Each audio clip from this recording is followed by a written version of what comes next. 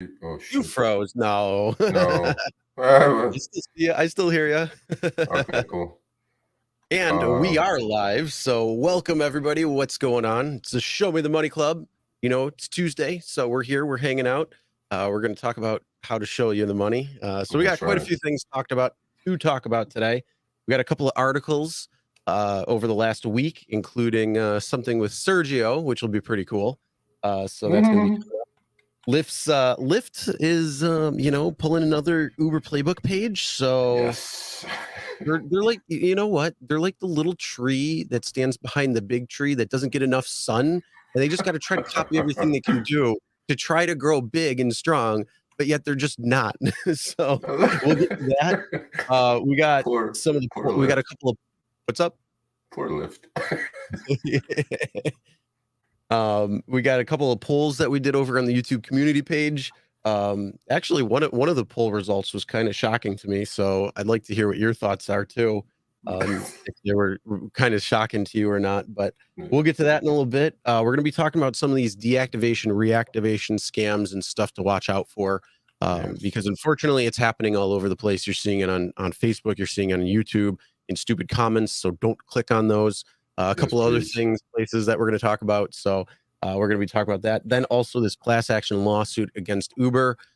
Basically, it's happening in California. So anybody else who's not in California, like myself, it's not really affecting us, but the whole opt-out arbitration clause and stuff like that is going to take a bigger aspect into this. So yeah, we got a full docket today, but Yes. And we got, if we can answer questions if we have time left, right? So, oh, absolutely. Yes. So anybody who wants to, chime in with any questions or anything. I did see a comment earlier that unfortunately is not here anymore. And they said that they made like $950 in Lyft in 16 hours. So they did pretty good there. And I wish that comment was still, but sometimes unfortunately what happens with YouTube is after a certain time frame, they delete the comment because it's like timed out. So unfortunately, but I did see that a little earlier. So Paul, what's going on? Yeah, this is Wheezy says there's another lawsuit. Yeah, well, no, old one, There's a but lot. there's lawsuits every day flying around with Uber and Lyft. So, I mean, it's just another day in the office for these guys. Tony West, by the way, you guys all know who Tony West is, right? Do you know? Tony West is the chief litigation or legal counsel for Uber. You do guys know, I hope, that he is the brother-in-law of Kamala Harris, our vice president. So, I mean, maybe there's some favoritism there or some, I don't know, I'm like a conspiracy theorist guy here. I'm thinking, oh, let's go down the rabbit hole. Yeah, let's just do that. Yeah, I mean, you know what? When Biden came in, right? So I'm not. It was just not about politics whatsoever. By the way, we're just making a point here. When Biden came in, everybody thought, okay, well, it'll be more labor sensitive. And before Kamala Harris became the vice president, she would talk nonsense about, unions and this and that. Labor is getting abused. She even talked about the Uber drivers getting abused. And then she became the vice president, and it's crickets. I'm like, what happened? It's like, what's going on here? But, no big deal. This has been going on for 100, 200 years in this country. Money buys power. So let's move on to the next subject. This Bashido has a question of does anybody know how Miami, Florida is doing for Uber? Well, I'm going to say they're probably pretty strong as usual, especially if people are going there. So summer season is up, baby. But usually it's the opposite. Usually everybody in Miami goes in for the summer because it's so hot, and then they're going out in the winter because it's so nice. So you may have to be competing with a lot of the school teachers, right? Because they're out of school, so they may decide to drive for Uber and Lyft in summer. I don't know. What have I been getting? What city are you in? I want that back so bad, Michael Hannigan. Yeah. Oh, I want it bad. So what's going on is, why have I been getting Uber Surge Multiplier lately? Sometimes it will switch back and forth. He glitches. Yeah, who knows what they're Yeah. testing? What? Adam Sai? What the heck is going on? I got deactivated from Uber because of passenger. 5 months later, this week, I fake reported a sexual assault. Okay, this is, wait a minute. This is like, we are definitely going down the rabbit hole today. Yeah. Okay, we did this episode, like, I think it was 3, right? That the Lyft was messing with me, that I had to do their cancel rehab program. So that's another video is coming on that. I got deactivated from Uber because of passenger. Okay. 5 months later. So while you're deactivated, you fake reported a sexual assault report on them. How do you do that 5 months later after being deactivated? Okay. You guys, please, if you have these kind of questions or comments, whatever, please email me on the side, Sergio at the RideShareGuy.com. I do respond literally within 48 minutes, even if I'm overwhelmed, which I am this week with my daughter's graduation. I'm not even sure how I'm doing this today, but I'm squeezing you guys in because I'm more nervous for her than she is probably. But so anyway, yeah, we need to talk about this, Adam Sai. Okay. Yeah, definitely email Sergio. Yeah, definitely email me. Okay. I want to actually, I may even do an article on you. Chris, I watched when I deactivated the dash cam question. Did you submit your dash cam footage to Uber? I recently bought it. Yeah. Which video? Hold on. What video are you questioning about? Just so I can be clear on the answer that I can give you. So if you want to put that in the comments, what video you're referring to, because there's quite a few videos. So I just want to make sure I know which one I'm talking about, right? All right. Okay. Adam Sai says, what's your email? I just said it, Adam. Sergio, simple. Sergio, Sergio, at therideshareguy.com. One word.com. Okay. Let's chat. I'll send you my cell number. We can talk. I hate emailing back and forth. So actually, one of these days, my number is going to be public information anyway. So screw it. Let's go. Everybody, welcome to my private info. Thank you, Harry. Hey, Harry, how do you like the hat? The new swag is here. I like it. I like this one a lot. It matches my shirt, right? My t-shirt. I'm all color coordinated today. Yeah, I'm looking like $1 million. I shaved for you guys. No, not really, for the graduation, actually. So, okay. So can we start the show? Let's do it. All right. All right. Which do you want to bring up first? Okay. Well, my 10 minutes of fame, right? So look, RSG, I cannot say anything bad about Harry, RSG, or anything else because I've gotten so much exposure over the last 4 years, writing articles, doing pretty much all the media that Harry throws my way. So I've made friendships with powerful journalists over the last 4 years, okay? These people are good to have on your side in case like Uber and Lyft deactivate me, which most likely they will pretty soon because I talk so much crap about it. They did, one of them actually, Bloomberg. I mean, who doesn't know Bloomberg, right? There you go. Guess who that is in the picture? This is that's you. That's me, buddy. That's my car. It's you in your car. That's my hand. That's my 2 phones. And that's my car with all the lights, cameras inside, outside. So I got my 10 minutes of fame. I was in Bloomberg, and Jackie Davalos, who's the reporter, tech reporter, wonderful article, really, honestly. And she just absolutely nailed it. Okay. And I was thrilled to be part of it, obviously. So now, that was it. That was my 10 minutes of fame. By the way, to do that photo shoot, those 2 photographs, 3 hours no, I am not kidding. 3 hours, 2 photographers, 1 assistant, lights, cameras everywhere, in a mall parking lot from 8 p.m. to 11 p.m. This is not a joke. So now I know why movies never make money because I was like, I mean, that couldn't be less than $3 grand, I guess, for 3 hours, right? For Bloomberg. But now they own all the,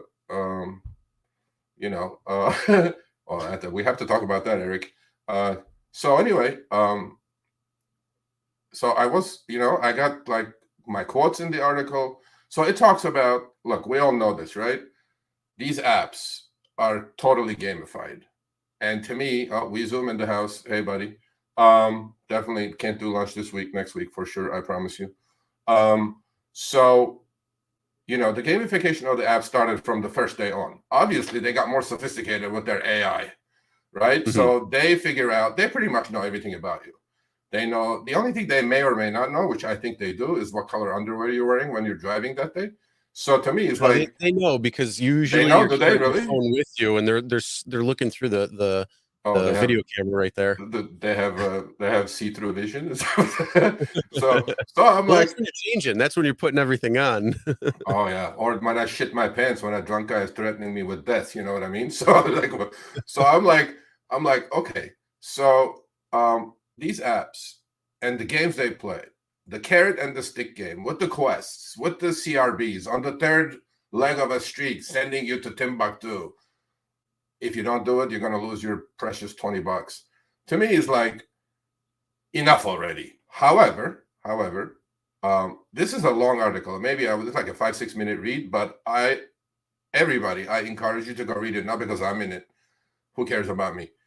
Honestly, she hit the nail on the head with this article, because Hmm. the gamification with the points. If you get this point, you're blue. If you get more points, you're gold. If you get more points, you're diamond. If you get this, you get this. But if you don't do this, you don't get that. And I'm like, bro, Well, listen, it's just enough is like what we were enough. talking about the other day, though, where we were talking a couple weeks ago, where we were saying you get extra lift points. Points don't give you money. Like that's No, the whole thing. It's that yeah. This article was really good. I read it. yeah. I read through it too, and that's kind of like the title of today's Oh, video is Weasel how says link the we're in article, this. Sergio. Chris, link the article later, okay? Yeah, it's a wonderful article. It really is. Yeah, So, definitely. yeah, And but that's I mean that's the whole thing. Like the whole thing is that the algorithm owns and controls every single one of us. If you go online, whatever time you go online at, it's controlling you. It's telling you how many rides you're going to get, where they're going to go. It yeah, knows all this, and it's going to say today you can make money. Today you're not going to make money. yep, So absolutely. when people are like, "Oh, I fill up my entire week of doing these quests, and then when I get to the last few of them, it takes me 2 or 3 hours just to get the last two quests in because they don't want to pay out." Yes, Exactly. That's the yeah, whole thing when it comes to it. yeah. And then this gamification, which I love that word. It's fantastic. It And is. that's It really is. exactly what it is. It's like a game. When you first get started, I don't know if you went through this or not, but when you Of first course. get started, it felt like a game. You're like, oh, how much money can I go make Oh, today? how Like, exciting! Oh, boom! Yeah, who can I go see? Like, and all of that yeah, stuff. So it kind of reinforced in that. But yeah, then you're getting all these points, which lead to nothing. And then you're getting, you know, these different promotions and quests. And, it's yeah, this guiding hand that says you need to go on. And then it's like, well, you can choose if you want to take a ride or not. It's up to you. yeah, But they're going to give you these weird emails that say you've been not accepting enough rides. We're going to yeah, put you in timeout, or they might like shadow ban you for a little bit, yeah. where you're still online, but you're not getting any ride requests, which could Mm-hmm, go, 10, mm-hmm. 15, 30 minutes. Right. So there's a lot of these different things that it's reward versus, you know, taking away. And that's the whole thing. So it's this guiding hand that's controlling you. And if you step back and actually take a look at it, you'll see it. Yeah. But if you're looking at, if you're listening to us right now and you're saying that's full of crap, it's Bring not. it It's on. 100% true. Yeah, bring it on. Yeah, whoever is saying that, either you're a lift diamond ant or whatever you are, bring it on. I'll back my statement up all the way. The other thing, by the way, this article mentions, right, is forget the colors, the changing, like you'll be in a massive surge area. Of course, they want you to turn the app on. You turn the app on, it gets halved or disappears, right? It's like a mirage in the desert. I'm like, how's that happen? I'm just under a $10 flat rate surge. I turn it on, it gets halved. Well, where's the other five going? You know what I mean? So besides that, there is also, you guys have to understand this. There's a barbell effect. So if they offered everybody some stupid, ridiculous quests, right? And everybody finished it, Uber would be broke. Well, they are broke anyway, but let's just seriously, I mean, no, this is the perfect carrot and the stick game. Okay. Not everybody is supposed to finish those quests. That's why I always say, please, if you're doing the weekly quest, don't leave it to Thursday to finish it. If you're doing the weekend quest, don't leave it to Sunday to finish it. Not everybody is supposed to get this money. Okay. So to me, it's like, don't fall for the games. Have a strategy. The 3 Ps. I teach this when I do, coaching. The 3 Ps. Free advice here. First P. Patience. Do not accept every garbage ping they send you. 2. Position. Study the maps, the city you're in. Surge is not a mythical creature. It's going to repeat itself. It's like a tornado. It will come, it will go. Don't chase it. You will never get it. And number 3 is plan. Have a plan before you get out there and drive. You have to have a plan. If you don't have a plan, that's when the gamified apps will screw you. And then you guys all will complain. I used to be a massive complainer. That's how I got on RSG to write, by the way. So people know the story or don't know the story. I was the biggest pain in the ass for Harry. He had enough of me. One day he said, let's have lunch. He goes, I want you to write. I'm like, what? I'm not sleeping with the enemy. 4 years later, look where I'm at. So there was one comment that I take exception to. I think it was by Eric, which you put up. It says, Sergio, Uber and Lyft will never deactivate you. Harry has your back. Now, I don't know what you're insinuating there, buddy.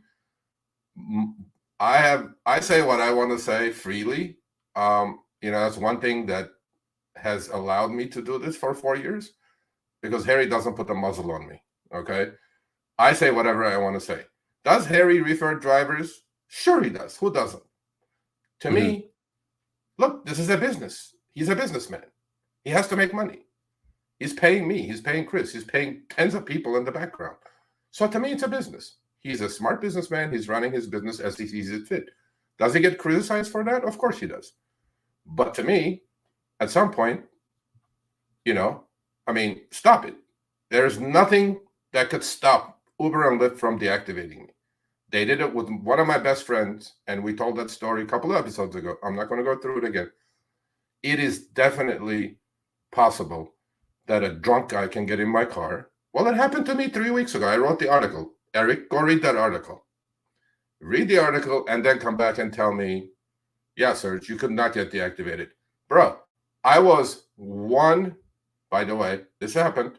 People, go read the article. I was one rehab class away from getting deactivated. Lyft threatened me with all the screenshots in the article. You read that article and then come tell me that Uber and Lyft will never deactivate me. They will, buddy. They don't give a rat's ass who you are. You're just a number. You go, the next one will come and replace you. So anyway. And they'll do it cheaper. 100%, because they don't know anything, and then they just drive like an idiot, and then they'll make Uber more money. So this past weekend was definitely not a good week for Uber and Lyft. But you know what? These days, though, honestly, nobody is talking about Lyft, because they're like, just like Chris said, they're like the little tree that doesn't get water or sunshine. It doesn't get any sunlight, so it's stunted. Yeah, it doesn't even get water. It's just it's like the bonsai tree. That's just that miniature little thing on the side. It just doesn't get any love. I don't know. So this weekend was not a good week for rideshare companies. Okay. So as I said, Jackie Davalos did that wonderful article with me featured in it. And then I think another good friend, 12-year Wall Street Journal, very, I wouldn't say famous, but she's point on, really spot on every time. Wall Street Journal, Preeti Karana, she did an article on me, on her thing. They must have gotten jealous from Bloomberg. So I was in Wall Street Journal as well.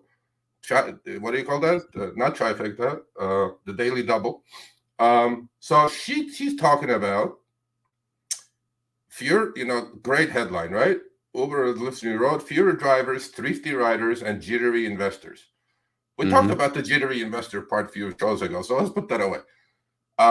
So she pulled data from a company called Yipit, YIPIT, Yipit data, which I follow as well. So this company pretty much follows whatever is happening in the gig economy in other areas as well, like Amazon's orders and shipping, numbers and all that stuff, right? So she got her numbers from there. It says Uber and Lyft riders, they saw a decline in ridership of 20%, and they saw a decline in trips of 35%. And I was like, aha. So what does that mean? That means pain may be around the corner for drivers, because people are not going. Look, gas is $7 in California, no joke. I'm not, for God's sakes, right? People are not going to pay for $25 lattes or burritos and $30, I swear to God, $30 mile-and-a-half bar hops. Because when the economy slows, which most likely it will, I'm not even saying the R word. That's ugly. Let's put that away. If the economy slows down, it might go right to the D word. Oh, no, the D word will, no, come on. The Fed will never allow D to happen. If it was going to happen, it would have happened in 2008.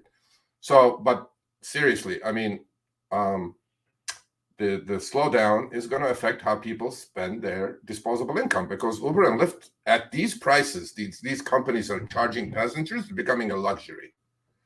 Before they went public, right? They were subsidized by venture capital money and 10-mile rides for $10. Well, that's not reasonable or sustainable, right? So I used to call that subsidized fantasy land for the passengers. And that ended now.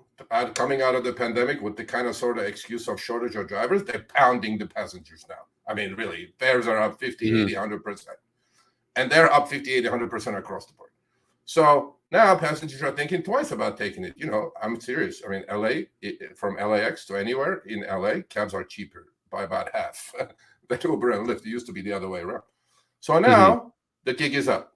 So I tweeted her article, and the other one too. I never had this kind of response on Twitter. I think I got like 60,000 views and all that stuff. So she was like, hey, she goes, no joke, I'll send you the screenshot. And so another good friend wrote about that. And then in the middle, look, this guy is a hater, Aaron Gordon, but another good journalist, obviously, from Vice Motherboard. And he wrote a negative article. So it was the trifecta for Uber and Lyft this weekend. Oh, yeah. And 3 in a row. You know what I mean?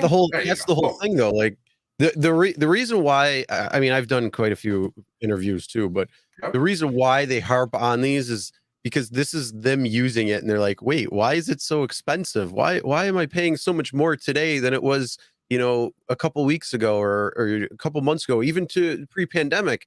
Just because the price continues to go up, and that's kind of where they get involved in it. So I'll give you a quick snippet on this. I was talking to Pritika for like 80 minutes on Friday before she wrote this article. Okay. So she goes, how can you prove to me that they're manipulating prices? Right? This is no joke. I'm in LA. She's in San Francisco. I said, do you have your phone with you? She goes, yeah. Are you at home or office? She goes, I'm at home. I go, do you take Uber to the office? And how long of a ride is it? This is no joke. She didn't put that in the article, but it's in there. It's in her head anyway. She goes, it's about 3.5 miles and 14 minutes usually. I go, wonderful. I go, take out your phone. She did. I go, price a ride on Uber. She goes, $16.98. I go, wonderful. I go, do the same thing on Lyft. She goes, $18 and some change. I go, okay. I go, now turn your phone off. Not off, like, close the apps.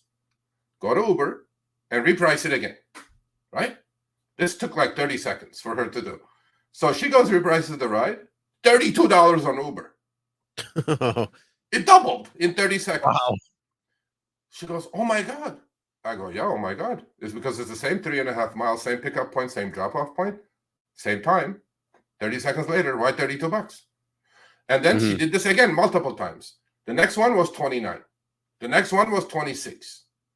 Like, the price must have changed every time she did it, right? She goes, this is unacceptable. I go, no, it's not unacceptable. I go, because if you're in a rush and you saw the 32, they pump you with it. And I go, guess how much of that 32 the driver is going to get? 3-mile ride, 15 minutes, 60 cents a mile, 21 cents a minute. Because trust me, in those 30 seconds that she did this, bare minimum. Yeah, it didn't surge like, for the ride to go from 19 to 32. You know what I mean? So she was convinced that there is 2 algorithms, that Uber is screwing the passenger and then trying to screw the driver. So there's another article coming about that. But look, Well, here's a funny little story I too. don't know what to say, man. Well, here's a funny story because a friend of mine, he just got a new job, and it's a little bit further from where he lives. He was working from home for a while, but now he's out, and he texts me. He's like, "How much is an Uber ride?" I'm like, "First off, you gotta put it in the app and see. That'll give you like the base price." I'm like, "If you're doing it for rush hour, just expect it to be a lot higher." Yep. And it's just funny because you say that because yeah, that's what's going to end up happening is you're going to try putting in the one app, and then you're going to price compare to the other app, and then it's going to just go up because they're like, oh, somebody's looking for the same type of ride, so we got to jack up the next person who's looking it up because there's going to be no drivers in the area. And hey, well, when we get some more extra money in our pockets, let's do that. Yeah. And then on the driver's side heat map, what they'll show the gray, like, oh, there's demand here, but we're not going to give you surge. We're going to charge the customers surge, but we're not going to give you the surge. We're just going to tell you it's hot. So just expect some rides there. Yeah. But in those 30 seconds, right? I mean, what could have happened? Those stars lined up on the Uber algorithm and said, oh, I'm just going to send her $32. Okay.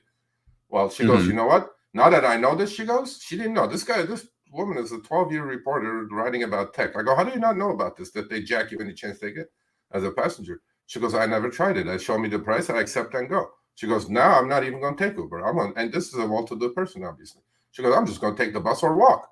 Why do I have to go through this, hell for? I go, yeah, there you go. So those 3 articles deal about this. So if the economy is slowing down, and people become a little bit more frugal with their paychecks because they're putting a ton more in the gas tank these days. You know what I mean? I mean, come on, right? Yeah, it's insane, bro. I mean, $6.50 for regular in LA. That's crazy. Come on. I mean, it's still $4.90 on average around here, which is a lot better than there. But driving a 2013 Jeep Grand Cherokee, it's $100 to fill up all the time. It's not fun. Yeah, you're crazy. You're crazy. I don't know how you do that. I mean, I don't know. I gotta get a RideShare Guy plastered Tesla. So Harry, if you're watching, get a wrap, RideShare Guy Tesla wrap. Yeah. And I'll drive that around. Yeah, I mean, come on. So man. I mean, I am really concerned, seriously, that if a recession hits or a slowdown comes, the demand is going to go down. When the demand goes down, what happens to drivers? They get screwed. Their utilization rate goes down. Okay. So let's not hope, let's hope for there Harry's there. He's watching. So let's hope for things to be smooth landing by our wonderful Federal Reserve. They don't muck it up and inflation goes down and people have money to burn again or spend again and everything continues, right? Otherwise, drivers are going to suffer. I don't want to say it, but I think they will. Because the demand is not going to be there. My question to you is, and I'll answer it after, but do you think that food delivery is going to be more affected from this? Do you think rideshare is going to be more affected to this? Do you think one's going to be soft hitter than the other? Or do you think it's just going to be both downfall pretty much the exact same? It's just going to be both. Uber is going to get more affected. Actually, out of all this, Lyft may get the least affected because they don't have 10 pots on 10 different fires like Uber does, right? But yeah, I'm not talking about a company. I'm asking you, do you think? No, in general, okay. So you think it's generally? Absolutely, yeah. Because when things slow down, people cut the small expenditures first, and then they go to bigger items. Like if they're going to buy a fridge, they won't buy it. Then it goes to cars. If they're going to buy a car or vacations, right? The big ticket items versus small ticket items. Where do you save money the most? You go, okay, I'm ordering Uber Eats twice a week, spending $25 on food delivery costs alone outside the food. I'm not going to do it. I'm going to save the money, walk my ass across to Chipotle and get my burrito for $9 as opposed to 25. Simple as that. And but that $30 that they're spending money on is going to their gas tank anyway. It's not like they're saving the money, right? So to me, everything is going to slow down. I mean, definitely. Well, Yipit data that I check with constantly is also showing that DoorDash is slowing down big time. And, our Pedro, the resident DoorDasher, did a video on that like last week, I think, right? It goes, hacks go through the slowdown. Are things slowing down? Yeah, they are slowing down. So to me, it's like, it depends how severe the slowdown is going to be. So Yeah.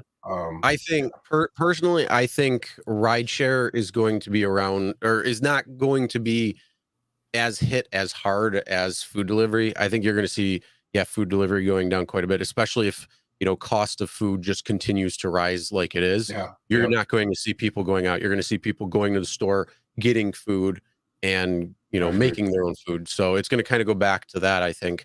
I think rideshare, though, as I said before, people are still going to go to work, and if a company's paying for them to go using Uber or Lyft from their accounts or something like that, Yeah, that's one thing.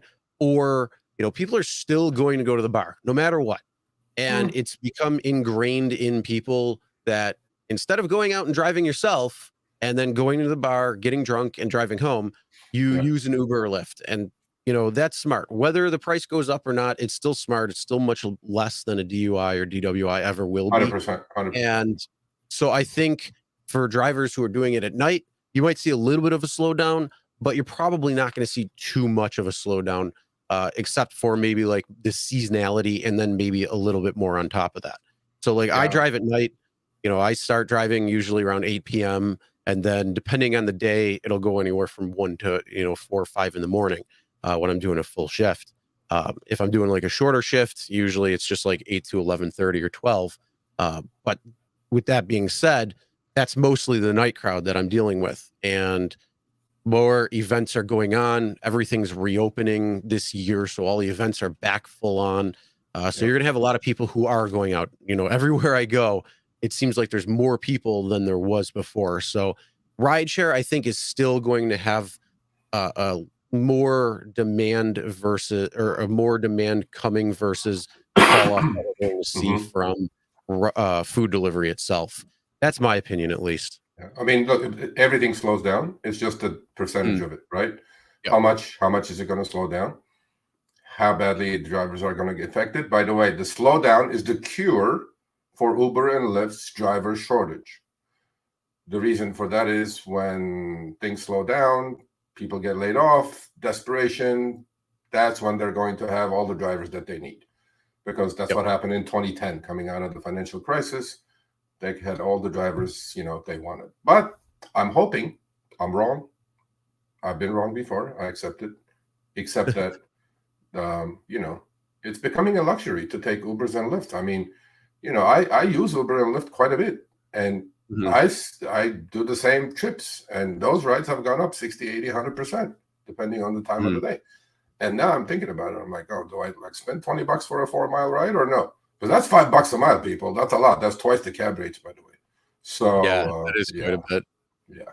Yeah, it's definitely So something that it's going to be interesting to play out. And the good thing is we'll be able to kind of talk about this, on the yeah, ongoing.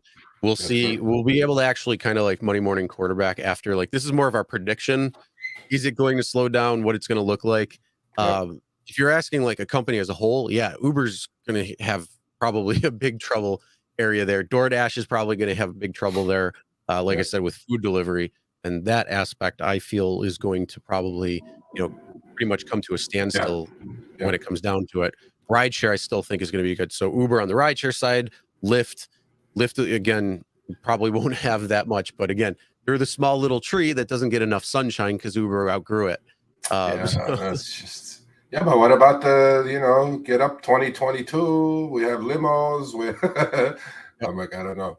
I well, hope I hope I hope it's going to that's work a out. perfect segue going from you know what we're talking about with the potential slowdowns and all that Yep. to Lyft copying Mm, Uber yet again mm. with their what did you phrase it again? They're coming Come to to what Jesus moment? moment. Come to Okay. Jesus moment. Come to Jesus moment means like, you get converted somehow and you get baptized, whatever you want to do. I'm not a religious person, so don't take me literally on this.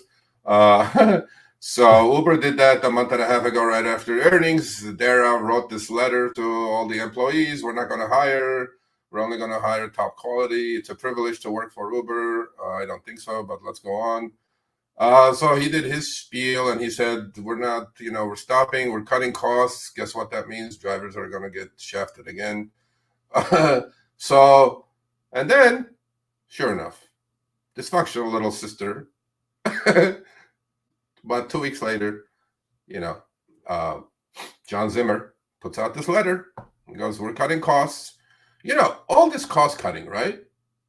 Why are you people not laying off some of that 20 between Uber and Lyft? By the way, there's 28,000 employees, just Uber and Lyft. Why do you guys need 28,000 employees for running 2 apps that's based on GPS? I get you. There's a lot of stuff going in the background, but come on, you don't need 28,000 people. You want to cut cost? Chop some heads off those people. Let's see how that works. Deactivation for those people. You know what I mean? So, to me, it's like, yeah, I mean, deactivate some of your employees. Let's see how it goes.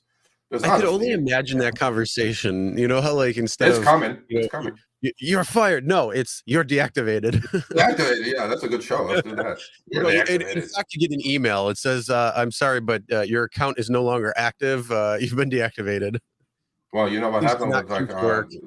there's an app called Gorilla, right? They're the 15-minute delivery of everything and anything in New York, and they're just all over the world, right?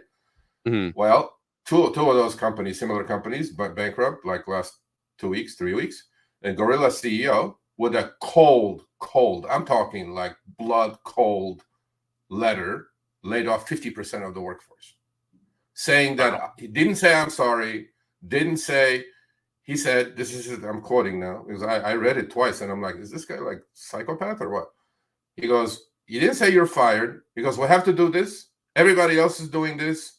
You know, and then he goes, take your frustrations on the business you're involved in, become an entrepreneur yourself.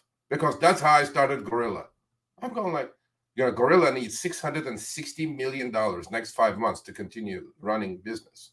They're burning like stupid tons of cash, right? And I'm going like, that's your remorse, bro? That's how you lay people off? You animal? So I'm like, okay, whatever. But yeah, layoffs are coming, Chris. I'm pretty sure.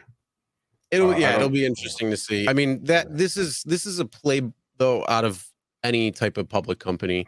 They're always going to try to cut down on any other expenditures that they can. You know, they're going to tighten up how they're hiring. They're going to tighten up the purse strings on, you know, other aspects, trying to look for other ways to create some sort of income. Like, this is not something that, you know, oh my God, Uber's all of a sudden, you know, freezing all this. What's going to happen? No, it's the path to profitability that they're trying for. This is not new in any way. And then, you know, Lyft again, just following in Uber's footsteps, you know, do the same. They're going to do the exact same thing because that's essentially what they can. Do. That's what they do. By the way, Harry, are you still watching? If you're watching, even if not, you've watched the replay, you'll see my comment on this. Okay, right behind me, right, is my son's PS4 Xbox station. Yeah. See, I just realized this, and if I could get up and destroy the desk, I will now, but I'm not going to. Do you see those bottles of whatever the heck those things are? What are those things, Chris? It says Prime on it. Do you know what that is? Prime? What is it, an energy drink? I don't know. I don't know. You know what? I just noticed it. I bet you they've been there for the last 5 weeks in a row. Okay, Prime people, those bottles are not going to be there next week. Harry, if you're watching this, contact whoever these people are. Maybe we'll get a sponsor out of it. No, I'm serious, bro. This thing is being watched by thousands of people, right? I'm not serious. I mean, maybe not live at the moment, but you know, smash the like button on this. Yeah, you know, the life of this is going on YouTube land. I am putting those bottles there for free product placement. Prime, if you're watching this, and Harry, please get in touch with these people. I mean, because they're not going to be there next week, so you know. But anyway, continue. Sorry, I just thought about that. I go, what the heck is that, Ben? There's like one, two, I don't know. 6, 7 bottles of that shit back there. Okay, never heard of it. So. I haven't either. Well, yeah, okay. Yeah, we got. Oh wow, we got 100 people watching. 28 likes. Come on, smash that like button. It helps out. Smash that like button, bro. Show us that you liked it. You know, we this live thing, you know, 100 people, 120 people, whatever, right? You know, I don't understand. 120,000 subscribers RSG has. Okay, let's say half are dead. 60,000 subscribers. So how's it that like 5, 6, 800,000 people are not watching this? I mean, seriously, we're we're giving information for free out here, bro. So people, come on. I don't know. It's 1 hour of your life, but you know, maybe you'll watch it on a replay. So in the next 2 weeks, by the way, we're gonna have some monster guests on, right? So here we go. Wheezy, are you in LA, by the way? Wheezy is just typing her fingers off. Yeah, well, she asked, Wheezy asked, can you drive Uber in various states? Absolutely. Uber, as far as I'm No? as far as I know, Uber, you're only allowed in the area you're at. Lyft, you can drive in multiple states. Don't quote me though on that. I believe that was the case. I know if I go out of my state, I can still drive Lyft in other states that are like equivalent of the requirements state by state. And then when it comes to Uber, I was never able to log on to. Did she say cities or states? State. Oh, you state, can, yeah. you can definitely drive. Cities, yeah. Cities definitely can. Yeah. I can drive like all over upstate New York. I can drive, you know, anywhere in New York State, except I cannot pick up in the 5 boroughs of New York City. I can drop off there. I cannot pick up, but I can go anywhere in the state and pick up besides that. So, yeah, multiple cities, but you can't do it in states for Uber, as far as I know. And then with Lyft, you're able to do that for some. WeZoom. I love thank you. WeZoom. I'm definitely. You know, you're embarrassing me. But listen, but seriously, today my daughter is getting a valedictorian award. She's graduating with a 4.7. Didn't get the brains. I didn't get her brains for sure. I don't know where she got it from, but she got it. I'm super proud of her. And Thursday she's getting her diploma. Right. So this week has been like a freaking blur. I apologize, but I did respond to you on the email. I was definitely going to hook up next week. The other thing is, WeZoom. Do you notice something on the screen, people? Duck off. Yep. Duck off. Duck is gone. Duck is gone. We got Duck died. RSG right there. Oh, so Duck is off. Thank you, guys. Thank you, everybody, for watching and contributing to our mini show here. So what's next? What's next, Chris? Let's talk about a lot of the things when it comes to drivers and their unfortunate demise when it comes to driving is deactivation. And then, you know, when it comes to deactivation, a lot of people get desperate. A lot of people look to get reactivated. There's a lot of bold claims out there that says you can get you can get reactivated, or we're the reactivation service that you can come and we'll fight to get you there. You know, one of the big things that we want to let you know is with these types of comments that you see, you know, I'm scrolling through the comments on RSG all of the time. You know, there's probably like 20, 30, 40 comments that come in from these bot accounts trying to say that follow this hack and you'll whatever. So it's an unfortunate thing that's infested YouTube. It's all over, you know, Facebook. It's all over these different platforms. It's trying to get people to send hard-earned money that you just got deactivated for to these companies that claim that they'll get you reactivated, or companies, I should say, that that never really are there. So if you get deactivated for something that is not a true cause, like if you were falsely deactivated, there are different avenues that you can go with people that are well known and well versed and well heard within the economy, within the gig economy itself. You know, legal rideshare is one example. Larry, who we've who is a sponsor on here, he's not sponsoring this or telling or anything to say this. He is somebody who will help fight with people for or against these deactivations. Go with people, you know. Attorneys are another source of people who will be able to help you or could be able to help you.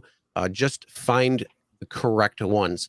If you find a website that says they will reactivate you and you have to give them money and they give you no information about who they are, where they operate, and if you do like a little lookup search and they came on last week, it's probably going to be a scam. So just watch out for things like that. You know, seriously, look at what people are doing.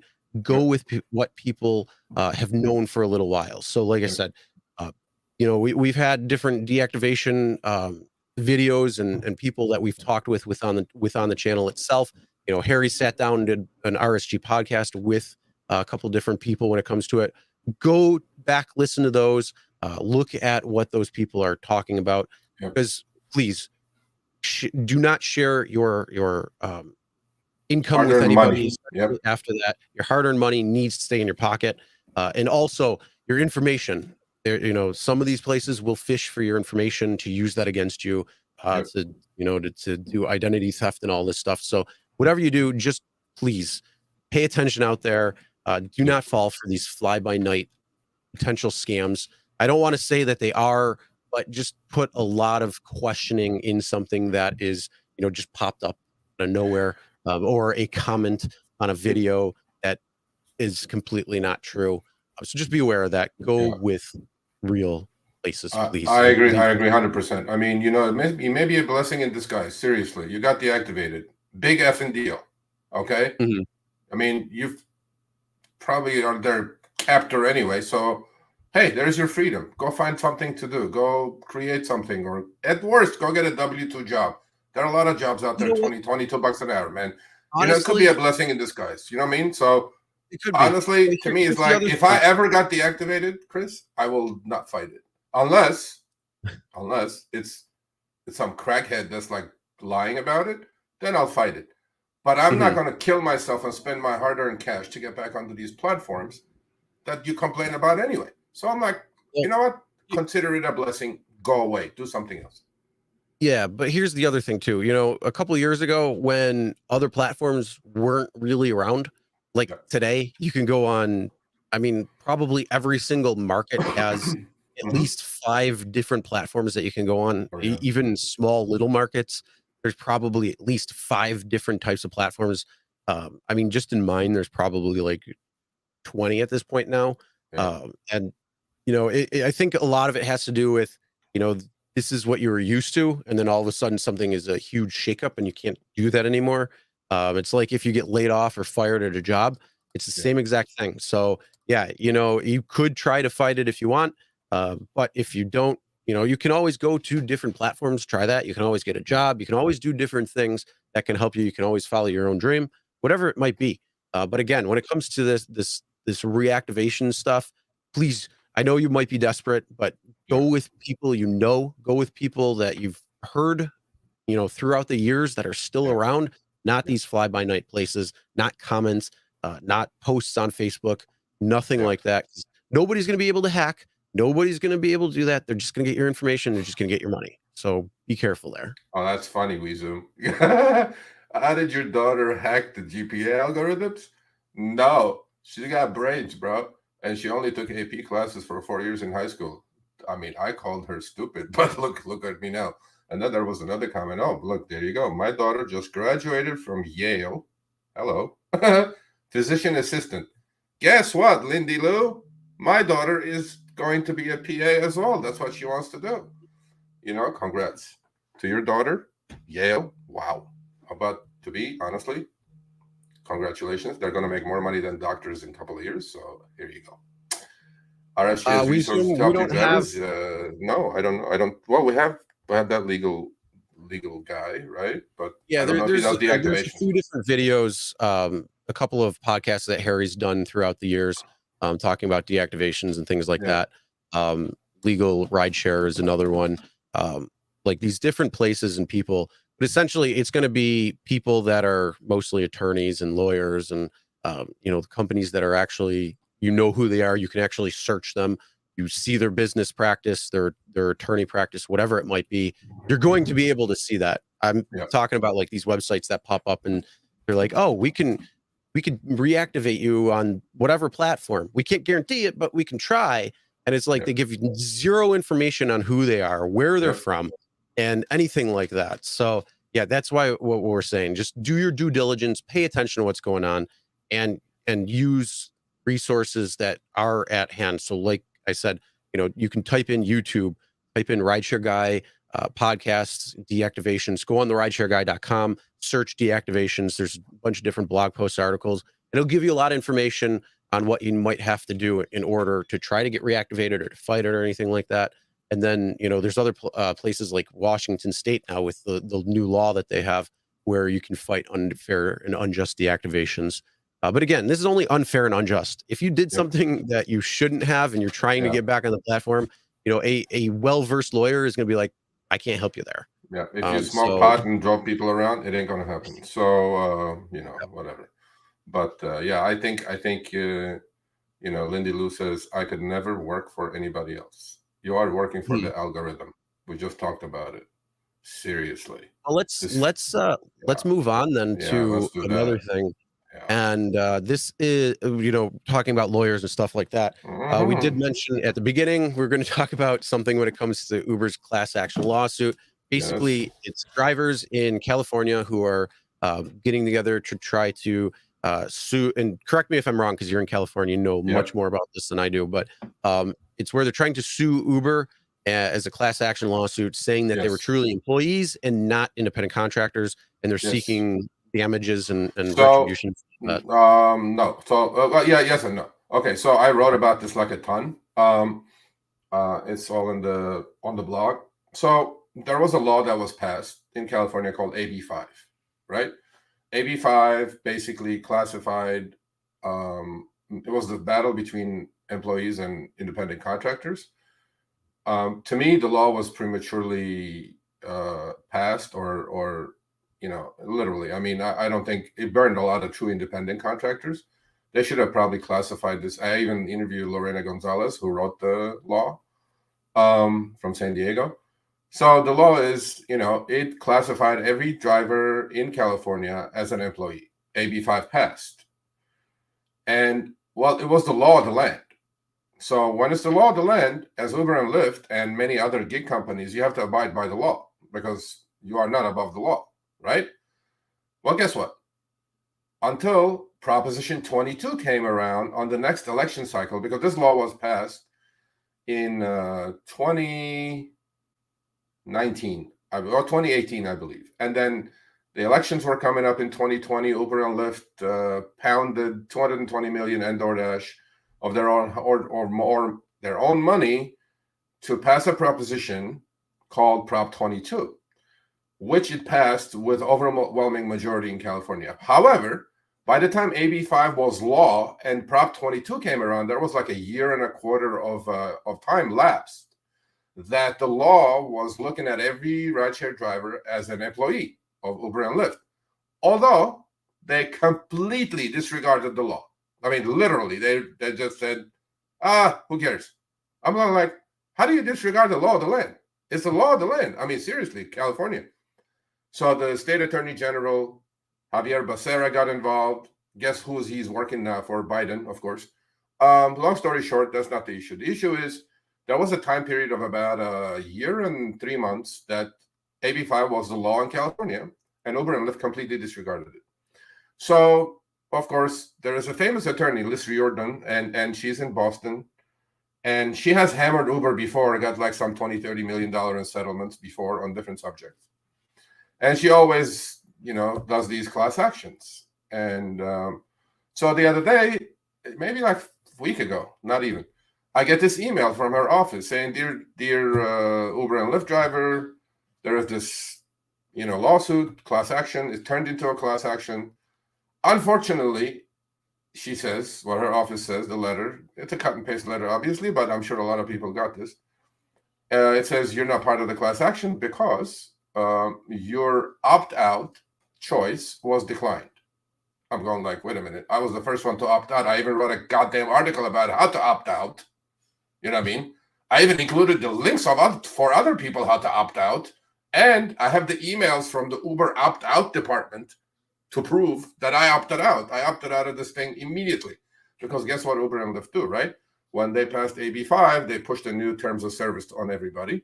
And of course, if you didn't accept that, you wouldn't be allowed to on the app to drive, right? To me, it's like biggest bullshit on the planet. So to me, now the lawyer is saying you're not part of the class. Well, I want to be part of the class. I want to get some few $100. It's not going to be more than that, I'm sure. But so now I have to chase this few $100. I have to call the lawyer tomorrow. I say, look, I have screenshots. I always take screenshots. People always take screenshots. There they are. This is my opt-out, January 13th, 2020. Boom, right? So as soon as they pushed the new TOS, I accepted the drive, but I also did my opt-out. And as there's an outfit in California called RideShare Drivers United, who actually put out links for a lot of people to opt out, how to make it easy for them to opt out. So to me, I'm like, okay, I did my job. Why am I not part of the class? I'm going to find out on the next episode. Maybe I'll just give a little update on this, because please, if you want to be a part of it, because there's an arbitration clause in there that they tie you up with. If you don't opt out of these new terms of service agreements that they push on you, it seems like on a monthly basis, you will only be able to go to arbitration instead of being a class action lawsuit. You want to be part of a class? Opt out. They will not stop you from driving, but I always opt out. And I'm like, I don't know why I'm not part of the lawsuit, but I'll figure it out and come back to you guys with that. So that's that part. And I was shocked that I was probably the first one to opt out, Chris. I don't know what happened. Or maybe Uber is faking it, saying that, oh yeah, Sergio did not opt out. But no soup for you, Sergio. I'm like, after 4 years, I'm going to get like $300. I'm like, really? Go screw yourself. Well, the only thing is, though, every single time a new TOS comes out, you have to re-opt out again, because it's this auto opt-in. So you have to, again, re-opt out every single time any new TOS comes out. So if you are somebody who's watching right now, and you want to try to opt out, they bury it so far in the TOS. It's like the last page or the second last page. Yeah. The TOSs are like 28 to 30 pages of legality. You have to find it. Mm-hmm. And right underneath the arbitration clause part, there is a part that says, this is how you opt out. They actually have to put it in there. It's legally, they have to put it in there.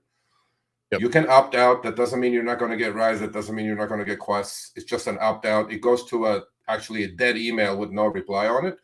And then they have the record that you did opt out. Okay. But first you have to accept it to keep driving, and then you opt out. Yeah, this is only for California drivers. We Zoom, I just explained how to opt out. There was one, Lindy Lou.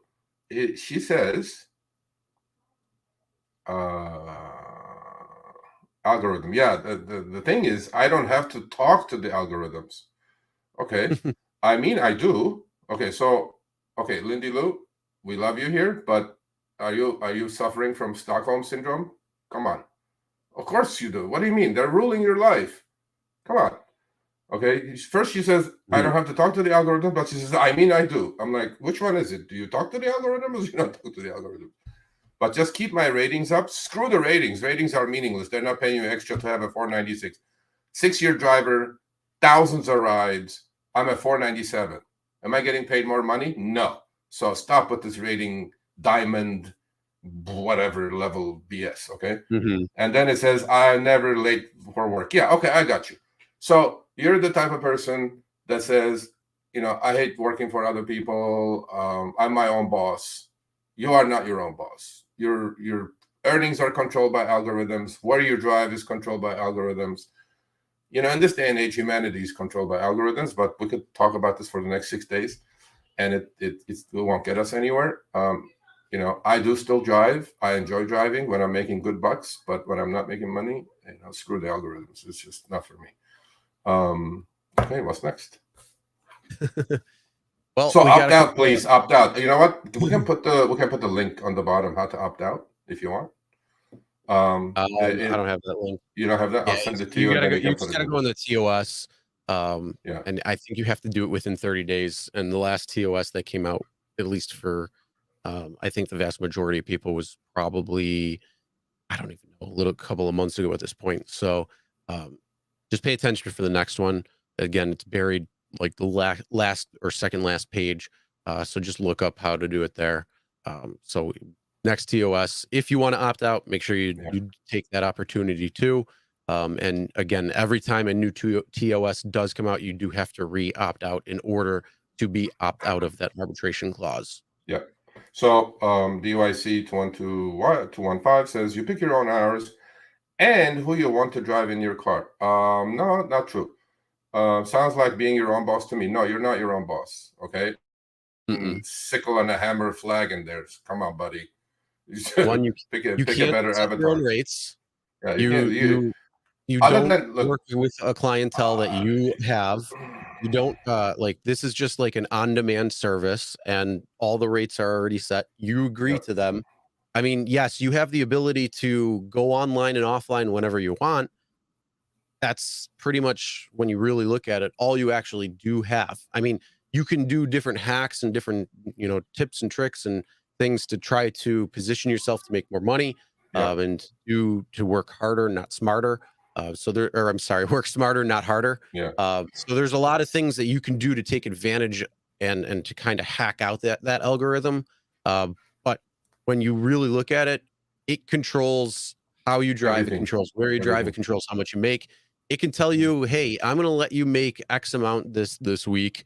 I mean, I doubt it's that predictive, but it can definitely vary on who's getting rides, who's not getting rides, where those rides are going, if it's going to be good, if it's going to be profitable or not. There's a lot of things that it can do that we are just not aware of when it comes down to it. Yeah. So when you pick your own hours, okay, I'll give you an example. So wherever you live, right? Why don't you turn your app on at 3 a.m? Let's see. You can turn the app on and off. Other than that, you have no control over any of this. Okay. Don't be in a false sense of security here that you go, oh yeah, I can turn the app on and off when I want. I pick my hours. Yeah, you can pick your hours. What is that going to give you? What if your hours only could be from 10 a.m. to 2 p.m. after you drop the kids off to school before you pick them up? You're not going to make any money. Okay. So that's fallacy. Lindy Lou says, okay, I can get independent, but how do I set up? Lindy Lou, I have great news for you. I'm actually, this is no joke. Harry interviewed the CEO of this company called Moves. And am I blurry? Yeah. So Moves, and they set you up your own account. They give you a website. You can name your rate. They give you insurance. You can be an independent, truly name your own price kind of a contractor, right? So it's coming up. Keep following us, and I'm actually going to step by step how to become your own. I mean, you don't have to have a limo, by the way. You don't have to have a black car to do it. If you have a decent car, you can do it at Uber X rates and collect all the money. They'll set your accounts up. They'll set your payment accounts up. They'll set your website up, reservation site. It's called Moves, and it's a subscription-based system. I think it's like $69 or $99 a month, and you get to keep all the money and find your, go poach some Uber and Lyft passengers for yourself. You know what I mean? So to me, it's like it's doable. There is a way to do it. So yeah, cool. Okay, what else? What else we got on the docket? Oh, we got a couple of results from those polls that we posted. Oh yeah. So some pretty interesting stuff there. Harry likes those polls. Okay. Well, it's good because you can get into, what people are looking at, what people are thinking. Pull it up real quick because it's too small on my one screen. While you put that up, go do that. So the corporate complaint says, let's talk about the next continuous driver strike until these CEOs start listening. I would love that to happen, a national strike at like morning rush hour for a whole week. Okay. Nobody has been able to do it. The only people that came close to doing it in LA was RDU, RideShare Drivers United, and I was at LAX with them because I was writing an article. And by the way, Nicole Moore and Vina Dubal is going to be on our show. Nicole Moore is the director of RDU. And Vina Dubal is labor law professor at Hastings University. Now she's at Stanford. So two very knowledgeable people when it comes to the labor side of this issue. And I think it's going to be a wonderful, wonderful podcast when they show up as guests. We can discuss about all this stuff at that time.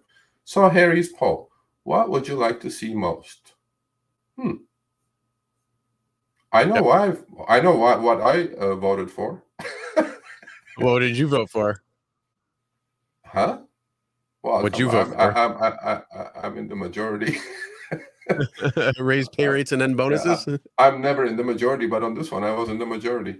Okay, people, we get paid 60 cents a mile in LA. Come on now. Yeah, well, we've talked about that before too, where bottom of the barrel. These bonuses and these promos are, the last bit of pay that they're trying to top off and to get back to that 75-25 split. So essentially, it's like 50-50, and then the promotions add that extra 25 there to get that 75-25. So it's like just end all the promotions. Yep. and just raise the pay rates so Yep. it reflects that much better. So yeah, 55% of people say that. And anybody watching right now, let us know what you think. So what would you like to see most? Do you want to see, raise pay rates and end the bonuses because of that to make sure it equals out? So no matter what ride you're getting, it's always going to be the same. You don't have to worry about these promos or these weird things to try to get or to pick, and then all of a sudden, 3 rides left to go. It's going to take you 4 hours to complete it. The other thing is boost bonuses. 9% of people said, "Yeah, give us more bonuses." No Will bonuses. what will that look like? Just give me bucks. Okay, take the rates back to 2016. Nobody will quit. I said this a billion times already. Mr. Dara Koshashai, if you're watching this, $135 a mile, 35 cents a minute. You will have all the drivers you want. No, leave the surge alone. Just surge alone. No Quest, no CRBs, no carrot and the stick bullshit. Just that. Nobody will quit, buddy. And that's still half the cab rates, okay? Nobody will quit. And you don't have to spend billions of dollars in marketing to onboard new fresh blood and lose them after 6 months anyway. That formula is not working. It didn't work for 12 years. It's not going to work. Should we tell them who's on in a couple of weeks, by the way? Yeah, we should. Professor Len Sherman, Columbia Business School, is going to be on in a couple of weeks. He just wrote another article on Forbes. He had done a podcast with Harry in 2018.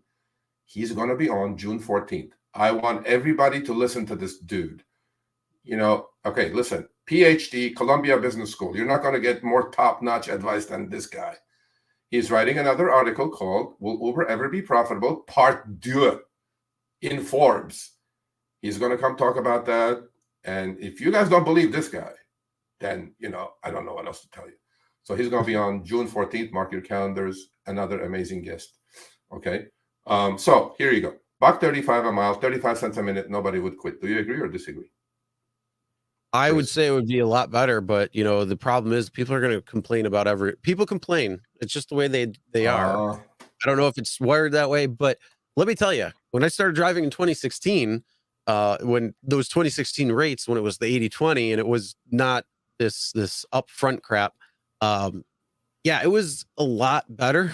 I mean, what I was taking or what I was getting, I'm like, wow. So I thought it was great. I thought it was fantastic. And then they started chipping away. I only went through one chip away, and that was because the original market that I was in was Charlotte. That's where I started in 2016, and then when I went to Buffalo, the market was actually closed until June 28th or 30th of 2018, I believe. And rates haven't shifted at all, up or down, but they're definitely a lot less than when it was in 2016. And I mean, I don't even know. They weren't really like doing word of mouth or anything for that. I'm sorry, they weren't doing advertising. From what I remember, it was mostly word of mouth, and it was mostly saying people saying, this is great. I'm making so much money driving in my car and doing rideshare. It was that word of mouth that was really getting people. But it was true, Chris. It was true. I mean, next week I'll post all my 2016 earnings. 40 hours, $3,000 a week. Shits and giggles. Well, how the heck am I? And then Uber says, we're going to cut rates because you're going to be busier. You know what that means in their speak? That means you have to drive 50 hours now to make the $3,000, and try to do that in LA with these 60 cents a mile rates today. Come on, man. Who are we kidding here, right? RideShare King, I got all your emails, buddy, and I responded to you. I saw that $710 trip that you did. I'm like, wow. Yeah, good old days. So, that's never coming back, okay? Mr. San Diego, I'm not coming to San Diego still. Greeting Chris Century, $1.35 a minute. Bring back multiplier. Yes, Mohammed. Yes, from your mouth to God's ears. Breaking news. It's never going to happen. If they could cut rates, they still will cut rates, even from 60 cents. I swear to God. I swear to God, these people are brutal. By the way, hey, Mr. Kososhai, you want to come on the show? Please? Please? I'm begging you. I know I've been told that you want to approach me with you will approach me with a restraining order. I'm not going to be physical with you. I'm just going to sit here and have a conversation with you. Please? Can you just come on? I mean, that would be great. But Harry said it will never happen. He goes, Sergio, they won't even come won't. within 10 miles of you. I go, like, why? Am It I won't. like violent? Am I saying something here that is not true? I mean, seriously, man. No, unfortunately, it's more. I don't know if it would be necessarily him, but it's more the No, I want Dennis. the Dennis, how about legal Dennis? side of things that would be like, nope, not going to happen. Okay, how about Dennis and Tony West as his legal counsel? I'm not a lawyer. I mean, okay, there you go. You guys can come and pound me all you want. Come on now, bring it on. Or Mr. Zimmer, Logan Green, Tony Zoo, DoorDash, any of you guys, please, come on, let's go. It's not a challenge. Okay, I have another challenge. How about you guys come in my car for 1 week and we do 1 week of driving together? How about that? Because I know you guys are not going to get in a car and drive on your own unless you have a $10 million security detail chasing your ass. Okay, how about you come do rides with me? Okay, for 1 week. I'll do 100 rides for you. I've never done 100 rides, but I'll do 100 rides for you guys. I'll show you how evil these algorithms are. How about that? You guys want to do that? We have a comment from Kyle in PA that you might want to rebuttal. You're lying. I never made $3 grand in 40 hours with driving. That is it. Well, depends. In PA, you probably couldn't. In LA, in 2016, when there was the surge multiplier, and RideShare King is, probably has done it as long as I have, and he's in San Diego. In California, in LA, when the rates were $135 and there was a surge multiplier, and every ride from Santa Monica to LAX would be $50 to $70 with a 4x multiplier. Yes, sir. I've done quite a bit of that. I don't have my phone with me now, but for next week, I'll put up a screenshot for you, okay? Now, in Pennsylvania, of course, maybe you won't make that. By the way, Kyle in PA, go read some of my articles from 3 months ago, 4 months ago. Halloween in LA. This is last Halloween, okay? I averaged $65 an hour. It's in the article. That's what 60 cents a mile, by the way. Okay, Kyle? So before you say anything else, go read those articles and then we'll talk again. I agree with you, Sergio. I don't need any fucking bonuses. No shit. Yeah, there you go. Xander. Screw that shit. I think basically if they just rose the rates to an acceptable level, you would definitely get a lot of people who are much happier. You would get a lot less complaints, but then it would shift. Well, the pay is great, but now everybody will shift on safety, or everybody will shift on something else. Why they take away our bonuses? They raise the rates, but we want the bonuses. It's like, no, you don't. No, you don't. You don't understand how they tricked you originally into these bonuses by taking away your pay and docking pay just to give you these bonuses. So it's not really a bonus. It's what you should be driving for. Chris, it's a bonus if you get it. These are people don't understand it. Gamification, or it's the gamification of the algorithm. Full circle. Because they go, oh, look, if you do 50 rides, you get a couple $100. I'm like, okay, wonderful. Well, you know what I mean? Okay, but if I don't get it, what good is 55? It's not in my bank account. Okay, we're having a conversation with Kyle. Averaging 65 per hour one day is not the same as making. Oh, it is. It is, sir. Because if you're in LA, we talk about this all the time. The surge is there. If you know what you're doing, you can easily average $50 an hour. In fact, we have some of the, people who are commenting now, RideShare King, WeZoom. WeZoom makes $3,500 a week, shits and giggles. Yeah, he works 50, 60 hours, but it's easily doable, even today's rates, okay? Now, Pennsylvania is somewhere else, something else. I don't know. If you're not pulling that kind of money, don't be a hater. It is what it is. Some markets, you absolutely can't do that. Absolutely. I didn't say I'm in Pennsylvania, I made $3 grand. Did I say I'm in Pennsylvania, I made $3 grand in 2016? No. I don't know what it is in Pennsylvania. I don't even know what your base rates are. Okay. I hope it's a lot higher than 60 cents. But you can pick and choose your spots. There's 16 to 18 hours that you can make really, really good money right now in LA. Is it going to stay the same? Probably not, but it's okay. You milk the cow for as long as it's given the milk. No shit. Yeah. Because you know what? Then besides that, what you do, Chris, show me the money and I'll drive for you. By the way, I have this article coming up. Okay. Before the shit hits the fan, I want to warn everybody, because this is probably going to be the most controversial thing I've written in the last 4 years. Okay. So what do? I get bored. I go, Harry, do you think Uber is really, why isn't Uber making any money? You know what I mean? He goes, why? He goes, they're not making any money because there's people like me out there just milking it for everything they have, right? So I started driving middle of September last year again to write articles, right?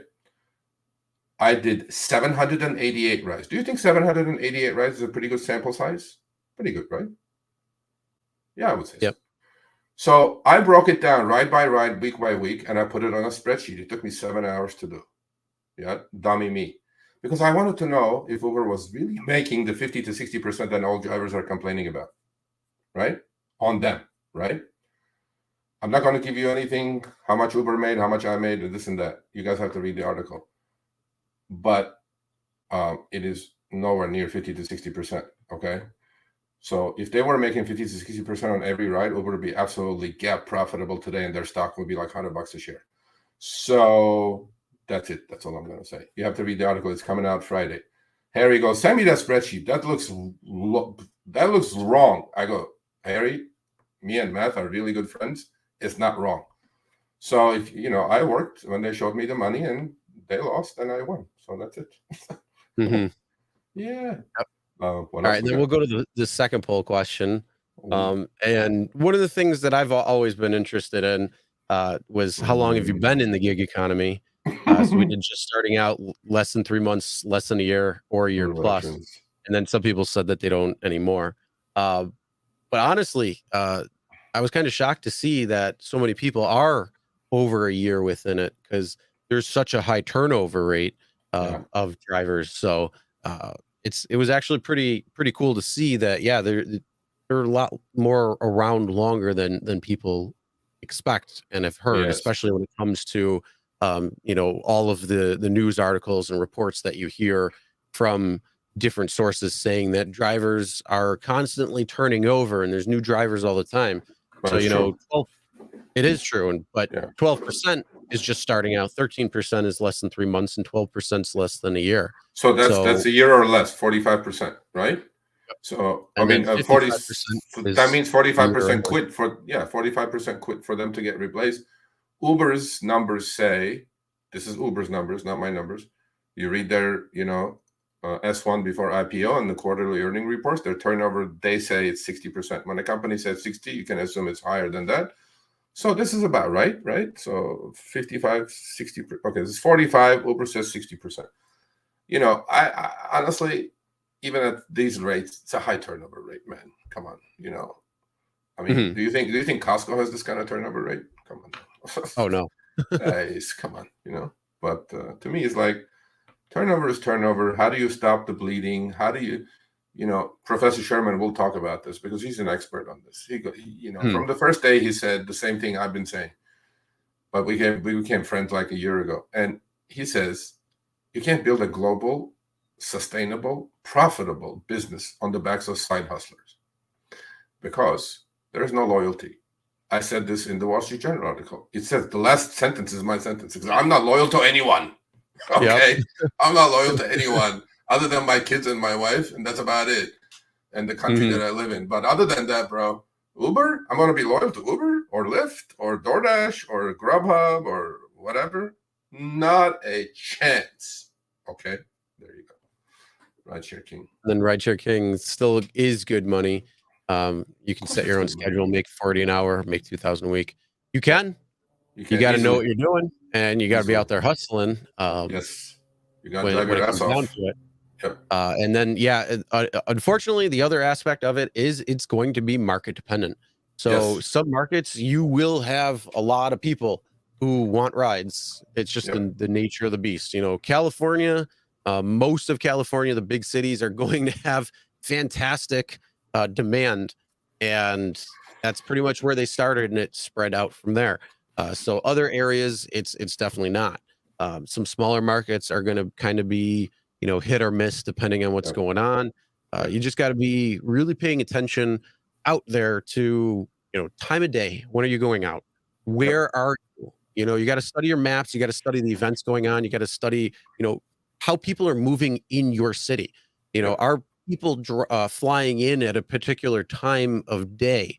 Like our busiest times at the airport in Buffalo is around, it's usually Sunday nights, Monday nights, and Tuesday nights, starting at about 11 p.m. and going for a couple of hours. Sometimes flights do change, but you can get all that information, and they'll start pulling drivers from all over the place because nobody's sitting in the lots, because nobody's driving at the time. So you see this big giant red flashing surge coming there and saying, hey, we're busy. So that's one of the things that you can be like, okay, well, Sunday, Monday, and Tuesday, I can go out and I could do airport runs if I wanted to. I'm not saying go sit at the bum lot. I'm saying go when there's business. And then, again, it's just knowing your market, knowing where things are happening. A friend of mine lives, about 2.5 hours away from me in Syracuse. You got Syracuse University. It's somewhat busy. It's not anywhere near busy like my market is comparatively, because there's a lot less people. There's a lot less demand for rideshare, even food delivery and things like that. So she was coming to Buffalo to drive and making more money, and it did actually pay for the hotel. It paid for the gas to actually be able to do that. She was still making more money coming for a long week and doing that and being smart. So like sometimes, your area might not be that area that you have to be in order to make money, because maybe there's not a demand, maybe there's too many drivers, maybe it's both. You could go maybe somewhere that's going to be close by and do that, or it's not just rideshare. There's food delivery, there's warehouse delivery, there's so many different things out there that you could look at and see what works for you. And again, there's no loyalty when it comes to this. These are side hustles that you can go out, you can make money. And the gamification of the whole thing is that these companies will offer these big giant bonuses that say, oh, if you give 110 rides in 4 days, we'll give you $250 extra. Well, just put that into the base rate and we're good to go. Okay, Kyle, buddy, come on. Okay, can you put that up for a second? Because we got to finish this, because I got to go. But listen, look at it. You said it's not doable and you're making that kind of money. Okay, bonuses here, bonuses there. Okay, you're making the money. Why is it not doable in 2016? You're doing that in 2022. Don't be negative. But don't be negative. He says the bonuses won't last forever. Of course, we know that, Kyle. There's 3 things guaranteed in life. Okay? It's in the article, by the way. Death and the Bloomberg. Death, taxes, and Uber cutting rates or getting rid of your bonuses. The variability of this gig is what sucks. It's variable. There, week to week, you're up to the power of the algorithms. This week they love you, next week they don't. That's why we always suggest multi-app. Multi-app, multi-app, multi-app, besides the 3 Ps. If you missed the 3 Ps, you can watch the start of the show. I'll tell you what they are. So to me, you're making $2,000, 2,600. You work 60 hours, made $40 an hour in Pennsylvania. What are your base rates? Probably not more than LA. I don't know why you're complaining about. Anyway, so of course, we wish Uber $2 per month. Okay, Kyle is just trolling me now. Come on, bro. So, stop trolling me. So you're making good money. Congrats. Show me the money club. Welcome, honorary member. Okay, but make the money as long as the party lasts. Make the money, man. Stop complaining. And the whole thing is it's taking advantage of what is offered. And what's there, and then you plan your schedule according to trying to overlap these bonuses to get paid on top of it even more. Again, not staying loyal to one particular platform because they don't have your backs. As you just said, Sergio, they love you one week, they hate you the next week. They'll give you bonuses to yesterday, but they won't tomorrow. So the whole thing is you got to go where the money is. So if you're a GoPuff driver and you weren't one of the warehouses that closed down, they might be offering extra bonuses for the time being, at least until maybe who knows what goes on with GoPuff. But then the following week, Lyft could have a really good platform bonus or something, or multiple different things that are going on. So the whole thing is you go where the money is. So then you are going to make more than just not taking advantage of those. And it's playing the game. It's playing the game that they're setting up. But play the field, it's also putting the money in your pocket when they're offering it. So if they're going to offer it, go as long as they can. Right. So one thing, Kyle. Oh, Kyle is back. If you're making $2,000 to 2,600 a week, Kyle, take half of that money, put it away, because next week you don't have to drive 60 hours. Drive 30 hours, shits and giggles, make $1,000 instead of 3, but bring your average to 1,500, 1,600 a week. That's good living, bro. PA is not like LA where like, you know, the cost of living is out of control. You know what I'm saying? So to me, you know, be smart, make the money, play them against each other, no loyalty. You're out there for you. You're not out there for anybody. Nobody but you. Okay. You're a small business because they call you guys entrepreneurs. You know, that's what they say.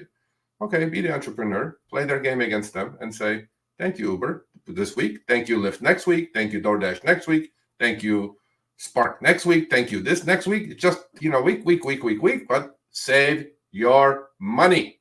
Don't go blow it on some shit that you guys don't need. Finding another job is not the solution to what we're discussing. I'm retired, have a pension. Okay. Perfect. In the side gig, main gripe is how are they stealing your money, Frank A? Tell me how they're stealing your money. You signed the terms of service. You're willingly driving. How are they stealing your money? Honestly, you know, I can talk about it. Like, we should just do a show on this. But you know what? After that article comes out, I think we should just do a show on that. How's Uber 50, 60% everybody complains about, and those are not true numbers. Because Uber, as of the last earnings report, said their take rate has gone up from 16% in 2019 to 27% gross of the gross revenue in 2022 first quarter. At 27%, they still are not making money. Okay? Actual money, not EBITDA money. I was on Wall Street. I know my numbers. So if anybody wants to discuss this with me, that how is Uber stealing your money? I'm not Uber's friend. I'm not Lyft's friend. I'm Chris's friend and my own friend. So to me, it's like, how's Uber stealing your money? You signed the terms of service. You turn the app on. They match you with a passenger. You make $20 an hour. Uber charges them $150. That's not your business. Otherwise, don't drive. That's all I'm saying. You have a choice. Don't drive. But you guys can't keep complaining. I think Fran's talking about the tip. There's a possibility of that. Tip issue. Yep, I cannot argue on that because that's been done to me. You know, Fran, if the tip is the only thing they're stealing from you, I may give you, you know, a check mark on that because that has happened to me. You know, I've seen passengers tip in front of me on the app and close the app, and that tip, by the way, did not show for like 2.5 weeks later, which I'm like, who the fuck is tipping me 2.5 weeks later? Because most passengers tip right when they're in the car or when they exit the car. Once they turn the app off, they forgot about you. You forgot about them. You know what I mean? Who's going to tip you like 3 weeks later, bro? I'm like, I don't know.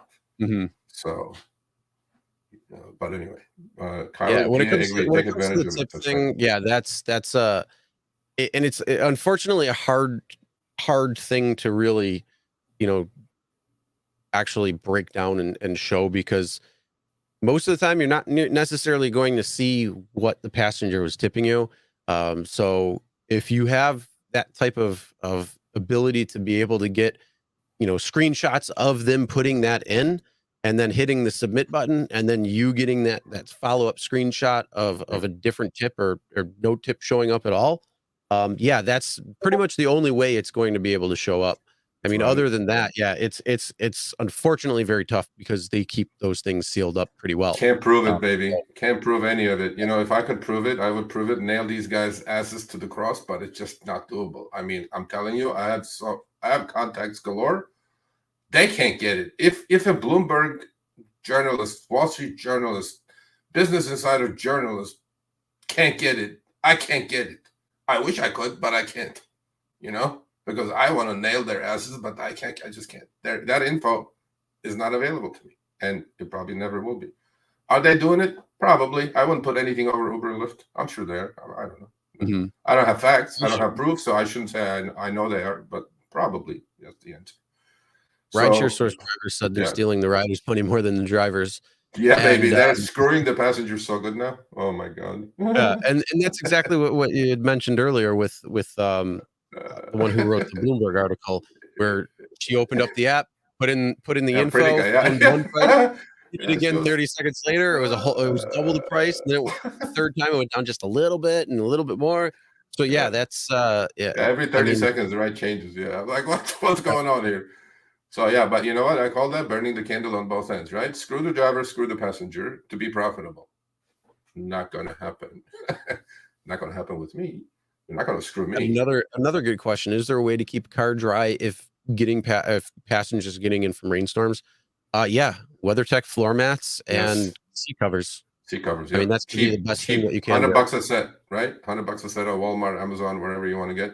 Don't go expensive. They're not what passengers are not worth it. So just so don't. Well, so if it's your car and you want to keep it clean, you might want to invest in some more of the nice stuff. So like I have the WeatherTech floor mats and they're fantastic. They work great. They keep everything out of underneath where the carpet is and everything. So the carpet stays clean. It's my car too. So I take my kids around in it and all that. So I want to keep my car clean. I want to keep it nice. It's 2013. People still get in. They're like, whoa, is this a new Jeep? No, it's 10 years old at this point now. So it's one of those things you got to take pride in it. And then, again, it's a tax write-off for those people. Don't quote me though. I'm not tax professional. Chris, people complain about everything. Jackaloon says seat covers get wet too, bro. I know, bro, but your seats under the covers are not going to get messed up. Yeah. Why do people complain about everything, Chris? Is this like today's world that just I'm like, to stay positive, people. Go get that money. Like Kyle in PA. Kyle in PA is getting $2,000 a week. There was one comment that I'm going to end with because we're way over today, by the way. So we got one more thing after, but we'll go ahead. Okay, we got one more thing. So RideShare King said something that's wonderful, right? He said, I make $2,000 a week, and I just gave a ride who busts his ass for 40 hours and makes $600 a week. I rest my case. So RideShare King says he makes $2,000 a week in 40 hours, okay? Driving people around. But his passengers are most people, most of them are bust their asses for 40 hours a week for $600 to $800 a week. Take that. There you go. That's the idea. Hit them, save your money, then go do something else with your life. Because this is not a 9-to-5 job. It is not. I said this for, 10 years now. Drive only when and where there is demand. Make the money, save the money. This is not a regular gig. It will wear you out. Driving people around 40 hours a week is not easy. But you'll make more than a minimum wage. You're in any state at the moment, you'll be making more than minimum wage, okay? In LA especially, San Diego, another hot market, San Francisco. By the way, guess who became the honorary chairman for 1 week of the Show Me the Money Club? Who's that? Gabe. I forgot to send you his screenshot. Oh, $1,100 in 16 hours. Ooh, that's nice. $80, bro. He killed Lyft. Only Lyft last week. Wow. So I guess Lyft is showing him the money. So he took the money. They showed him the money. Not me. Lyft is cutting me off, weaning me off altogether. Screw you. Yeah, they claim that they're going to be giving more to drivers, and I still haven't seen. All I see is earn more. I see more earn points, and I'm like, points don't put money in my pocket. I'm not driving for points. I want 180 points. I have 180 points. If you're watching this, show me the money, and I'll drive on your platform. Uber showed me the money. I drive on their platform. I'll put Lyft on when it's slow on Uber. That whole multi-apping deal. But beyond that, if you want me to prioritize Lyft over Uber, show me the money. $80 an hour, bro. The guy pulled it. 16 hours, 20 hours online, 15 hours active, $1,100. Wow. Beautiful. Beautiful. And on top of it, he's driving an EV too. So he's not spending he's not spending ridiculous on gas. All right. What's the last one? Because last is my daughter is at the door. Well, we're wrapping up now. Yes. 100 people. Awesome. Great hanging out with you guys. 58 likes. Come on, let's get that up. Smash that like button. Smash that like button. Show us you enjoy this. And then also we were thinking, trying something like a Patreon, Discord type thing. Yes. So if you guys are interested in that, what are your thoughts? Would you be interested in that type of extra information, extra things beyond what this live stream is, besides the normal videos we do? Let us know too, because we are interested. We're kind of talking about that, try to get a little bit more out there when we can. So yeah, let us know there. Yeah, wow, I can't get over that. 16 hours, Yeah, $1,100. I have the screenshot on my phone. I forgot to send it to you. Wow. But trust me, it is. It's true. I have it. I've seen it, and I'm like, wonderful. Hey, go get that money. Thank you everybody for watching.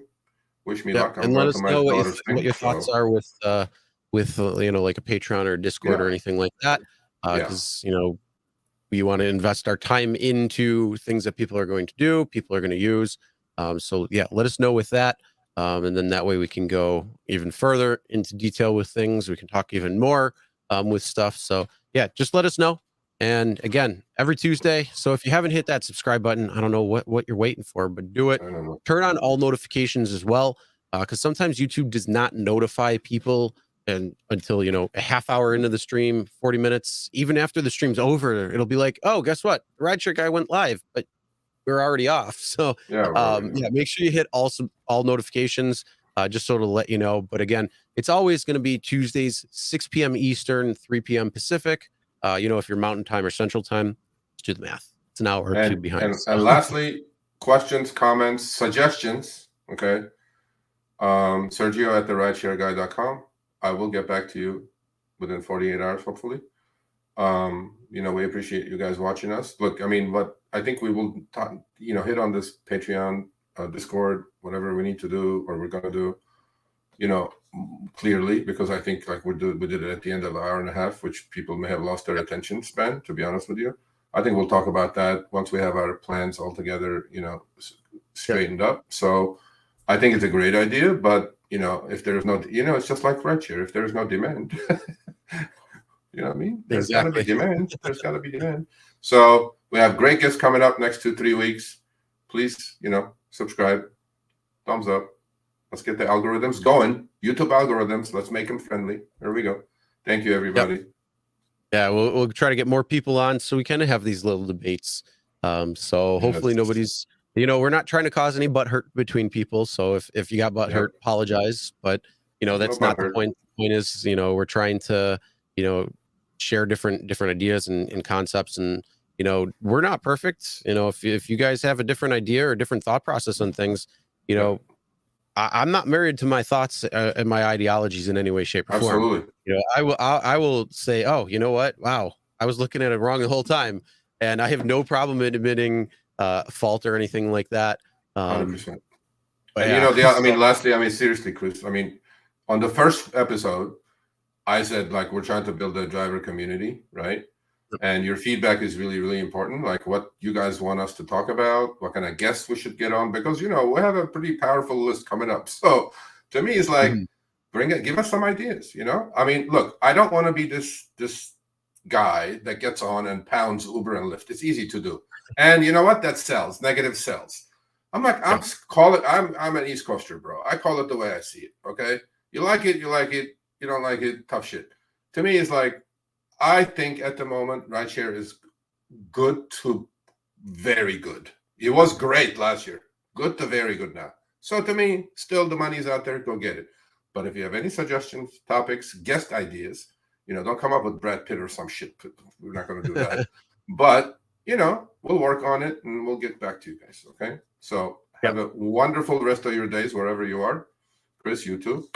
Now I'm going to go get yelled at by my wife. So, all right. Have a good night, everybody, and we'll see you next week. And again, make sure to check out all of our great content, because we do have quite a few good videos coming up over the next week as well, too, over on the RideShare Guy. So we'll see you next week as well for the live.